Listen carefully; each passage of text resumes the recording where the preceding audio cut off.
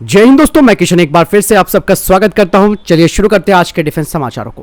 पहले defence update की बात करते हैं तो आ रही है रैमपेज मिसाइल का इंडियन एयरफोर्स के जागवार एयरक्राफ्ट में इंटीग्रेशन को लेकर। यानी कि दोस्तों इजराइल निर्मित ये जो रैमपेज मिसाइल है उसे अब जागवार एयरक्राफ्ट में लगाया जा रहा है। वर्तमान में कहा जा रहा है कि जागवार स्ट्राइक फाइटर जेट से रैमपेज सिस्टम के साथ कैपेटिव फ्लाइट ट्रायल शुरू हो चुके हैं और इन परीक्षणों में फाइटर जेट के सिस्टम के साथ मिसाइल के इंटीग्रेशन का परीक्षण करना भी शामिल है और इसके नेक्स्ट फेज में लाइव फायरिंग परीक्षण भी किया जाएगा। और दोस्तों जागवार प्लेटफॉर्म से लॉन्च होने पर रैमपेज की सटीकता, उसकी इफेक्टिवनेस और उसका ऑल ओवर जो परफॉर्मेंस है उसका आकलन किया जाएगा और अगर ये परीक्षण सफलतापूर्वक पूरे हो जाते हैं तो आगे इसे ऑपरेशनल क्लियरेंस भी मिल जाएगी, जिससे कि भारतीय वायुसेना को रियल वर्ल्ड के सिनेरियो में जागवार फाइटर जेट पर रैमपेज का इस्तेमाल करने की अनुमति मिलेगी। और आप सब जानते हैं कि भारतीय वायुसेना और भारतीय नौसेना दोनों ही अपने फाइटर जेट पर रैमपेज का सफल परीक्षण कर चुकी है। इसके अलावा रैमपेज को स्वदेशी रूप से भी विकसित किया जाएगा, जिसे कि LCA तेजस मार्क 1A में भी लगाया जाएगा और कहा ही जा रहा है कि राफेल फाइटर जेट पर भी इसका इस्तेमाल किया जा सकता है। और वाकई में दोस्तों एक बात है यहाँ पर कि जागवार या फिर अन्य दूसरे जो भी प्लेटफॉर्म है जिन पर रैमपेज मिसाइल को लगाया जा रहा है और वो भी रैमपेज मिसाइल वो है जो कि भारत में बनेगी, ये काफी महत्वपूर्ण कदम भी होगा। इससे न केवल भारतीय वायुसेना की ताकत बढ़ेगी बल्कि भारतीय वायुसेना का आधुनिकीकरण भी होगा।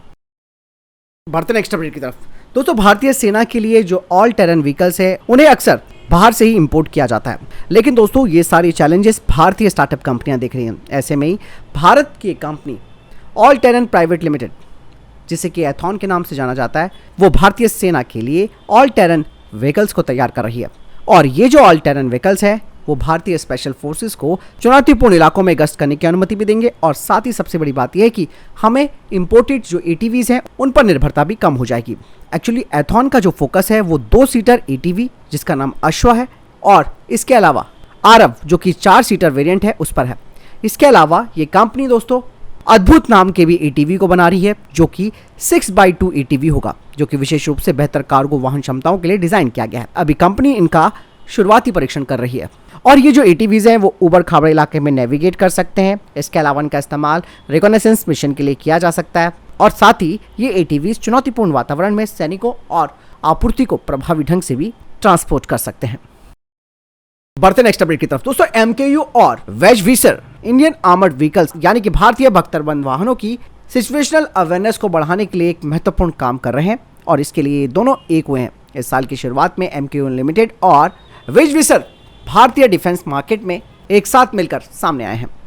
वेजविसर की बात की जाए तो ये जो कंपनी है वो mixed reality situational awareness system को तैयार करती है बख्तरबंद वाहनों के कर्मियों के लिए, जिसके जरिए एक टेक्टिकल बढ़त मिल सकती है आर्मर्ड व्हीकल्स को और इस सिस्टम के जरिए आर्मर्ड व्हीकल्स के कर्मचारियों की सिचुएशनल अवेयरनेस भी बढ़ेगी और साथ ही वो तेजी से और प्रभावी ढंग से निर्णय भी ले सकते हैं। वेजविसर के ये जो सिस्टम्स हैं वो आर्मर्ड व्हीकल के चालक दल को युद्ध के मैदान पर सटीकता के साथ निरीक्षण करने, निर्णय लेने और कार्य करने का पूरा अधिकार देंगे और दीवार के आर पार देखने की क्षमता को भी सक्षम करके ये रियल टाइम की सिचुएशनल अवेयरनेस प्रदान करेंगे। और वेजविसर के कुछ फीचर्स भी हैं जिसमें कि 360 डिग्री का वर्चुअल डोम लगा हुआ है, जिसके जरिए युद्ध के मैदान पर एक पैनोरामिक व्यू मिल जाता है, जिससे कि ऑपरेटरों को सभी एंगल से वो मॉनिटरिंग कर सकता है। साथ ही इसके जरिए रियल टाइम का जो युद्ध क्षेत्र का डेटा ओवरले है वो ऑपरेटर के फील्ड ऑफ व्यू में दिखेगा। बढ़ते नेक्स्ट अपडेट की तरफ। दोस्तों पाकिस्तान अब चाइना से और अधिक संख्या में J-10C फाइटर जेट खरीदने को लेकर बातचीत कर रहा है। बाकायदा इसके लिए चीन में जो पाकिस्तान के राजदूत हैं उन्होंने China national arrow technology import and export corporation के मुख्यालय में जाकर वहां के अधिकारियों से बातचीत की।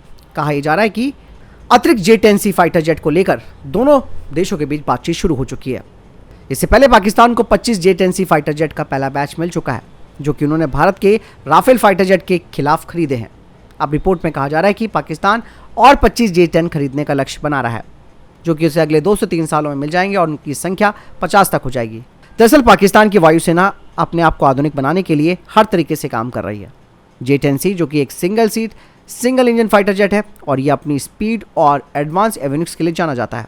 हालांकि भारत भी इस खरीद पर बारीकी से नजर बना के रखा है, क्योंकि दोनों देशों के बीच लंबे समय से प्रतिद्वंद्विता चल रही है और क्या डील हो रही है दुश्मनों के द्वारा उन सब का एनालिसिस भी किया जाता है। चलिए बढ़ते नेक्स्ट अपडेट की तरफ। दोस्तों DRDO ने इसी साल 1 मई 2024 को ओडिशा के तट पर डॉक्टर APJ अब्दुल कलाम से supersonic missile assisted release of torpedo यानी कि स्मार्ट प्रणाली का सफलतापूर्वक परीक्षण किया था। और ये नेक्स्ट जनरेशन की प्रणाली भारतीय नौसेना की पनडुब्बी रोधी युद्ध क्षमताओं को महत्वपूर्ण रूप से बढ़ाने का वादा करती है। स्मार्ट जो कि एक कैनिस्टर बेस्ड मिसाइल प्रणाली है, जिसे कि लंबी दूरी तक हल्के वजन वाले टॉर्पीडो को पहुंचाने के लिए डिजाइन किया गया है और इसमें 2 चरणों वाले सॉलिड प्रपोल्सन सिस्टम लगे हैं। दोस्तों, पहले यह अनुमान लगाया गया था कि स्मार्ट की जो रेंज है वो 650 किलोमीटर है, लेकिन हाल ही के घटनाक्रम को अगर देखा जाए तो इसमें कुछ और रिफाइनमेंट किए गए हैं और जो परीक्षण किए गए सिस्टम की जो तस्वीरें हैं यानी कि फोटोज हैं वो इसका एक बेहतर एयरफ्रेम डिजाइन की ओर इशारा करती हैं, जो कि संभवतः इसकी दक्षता को भी प्रदर्शित करते हैं। इसके अलावा परीक्षण के लिए जारी जो नोटम है उसमें 985 किलोमीटर का डेजिग्नेटेड एरिया दिया गया है, जो बताता है कि स्मार्ट का नया संस्करण काफी विस्तारित रेंज का दावा करता है, यानी कि इसकी रेंज 850 से 900 किलोमीटर के बीच होगी। ये विस्तारित रेंज भारतीय नौसेना के लिए गेम चेंजर है और ये दुश्मनों की पनडुब्बियों को बहुत अधिक दूरी से, विशेष रूप से भारत के विशाल समुद्र तट के आसपास जहां प्रमुख नौसैनिक बंदरगाह और अड्डे स्थित हैं, वहां से मुकाबला करने की अनुमति देती है। बढ़ी हुई सीमा एक महत्वपूर्ण रणनीतिक लाभ भी प्रदान करती है। चलिए बढ़ते हैं नेक्स्ट अपडेट की तरफ। दोस्तों, एज ग्रुप जिसने कि भारतीय वायुसेना के तेजस मार्क 1A फाइटर जेट के लिए अल तारिक स्मार्ट वेपन का ऑफर किया है, वो भी टेक्नोलॉजी ट्रांसफर के साथ। अब एज ग्रुप अपना Desert Sting 25 guided glide weapon की पेशकश कर रही है भारत के आने वाले आर्चर एनजी ड्रोन के लिए। दरअसल ये एक light weight precision guided weapon है। इसका वजन 47 किलोग्राम है। अगर फीचर्स की बात की जाए तो ये 25 किलोग्राम का वॉरहेड अपने साथ कैरी कर सकती है। इसकी रेंज 22 किलोमीटर है। यही नहीं, एज ग्रुप ने भारत को अपना रीज एम medium altitude long endurance unmanned combat aerial vehicle की भी पेशकश की है। चलिए बढ़ते हैं नेक्स्ट अपडेट की तरफ। एरोनॉटिकल डेवलपमेंट एजेंसी ने तेजस मार्क 2 प्रोग्राम के लिए कई जो की सिस्टम्स हैं उनका टेस्टिंग करना शुरू कर दिया है आयरन बर्ड फैसिलिटी में, जिसमें कि digital flight control computer, auxiliary computer, mission management and display system शामिल है।